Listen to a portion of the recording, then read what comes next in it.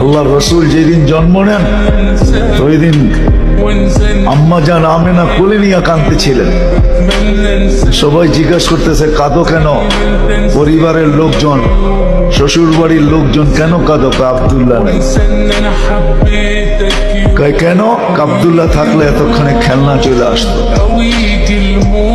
আল্লাহ যেন কানে কানে বলতেছিলেন আমেনা কাঁদিস না, আব্দুল্লাহ খেলনা আনলে আর কোত্থেকে আনবে? মক্কার বাজার থেকে পাথরের আনবে, কাঠের আনবে, প্লাস্টিকের আনবে, মাটির আনবে। সূর্য ডুবতে দে, চাঁদকে খেলনা বানায় পাঠায় দিবে। আর ঘটছেও তাই। আবু তালেব বলে বিকালে যখন শোয়া দিছি, সূর্য ডুবার পরে যখন শোয়া দিছি চকির উপরে, তো বাদাল কামরু আইয়াদনু, চাঁদ দ্রুত গতিতে নিচে নামতেছিল। আর আমি তাকায় তাকায় দেখতেছিলাম। যখন একবারে নিকটে চলে আসছে তো চিৎকার দিয়া ফেলছি, ভাবতেছিলাম তোমার উপরে পড়া না যায়, কিন্তু তোমার মাথার কাছে এসে থাইমা গেছে।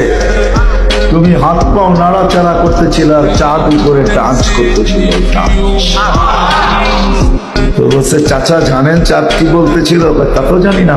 বলে আন্নাল কামারা ইউগান্নিনি ওয়া ইউহাক্কিনি ওয়া ইয়ামনাউনি মিনাল বুকা। চাঁদ আমাকে ছন্দ শুনাইতেছিল, কান্না থেকে বিরত রাখতেছিল। আমি যেন না কাঁদি, কাঁদলে আম্মার কষ্ট হবে। আল্লাহ চাঁদকে আমার সাথে খেলার জন্য খেলনা বানায় পাঠায়।